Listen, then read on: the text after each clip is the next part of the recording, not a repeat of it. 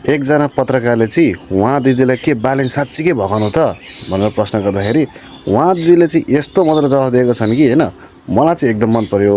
तपाईँलाई कस्तो लाग्छ भिडियो देखेर चाहिँ भिडियो हेरेर भन्नुहोस् है। ब्यालेन्स भगवान हो त अहिलेको लागि भगवान हो।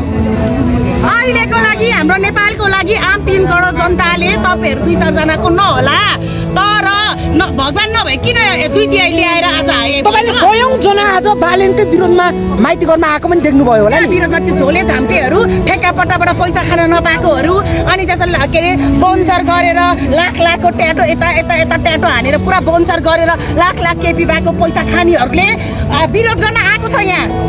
बुझ्नुभयो नि मैले प्रमाण भेटेको छु। आएपछि अनि यो सरकारले तपाईलाई किन न्याय दिएन त भगवान हो भने? मेरो कुरा सुन्नु कि तपाईँको मात्रै बोली सुन्नी।